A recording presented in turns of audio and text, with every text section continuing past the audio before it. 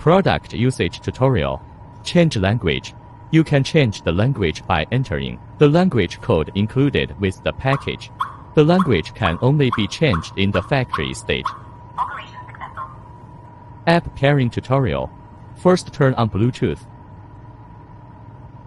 Then press on the lock plus the default password E26 to enter the system settings. Press S to wake up the connection. Then click Add Device in the upper right corner of the app. Pop up the device and click Connect. Connection completed. Add fingerprint. Click Member Management. Select the user to add a password. Click Add Fingerprint. Please enter the user. Please enter again. Please enter again. Please enter again. Please enter. Please enter again. 0, Add complete. 1. Add a password.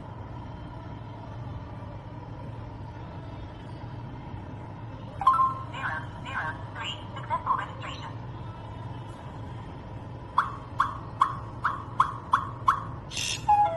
003. Unlock. Add access card. Please enter the user. 004. Successful registration. 004. Unlock. Only the administrator password can enter the system settings. Please verify administrator. Verify successful. 1. Add user. 2. Delete user. 3.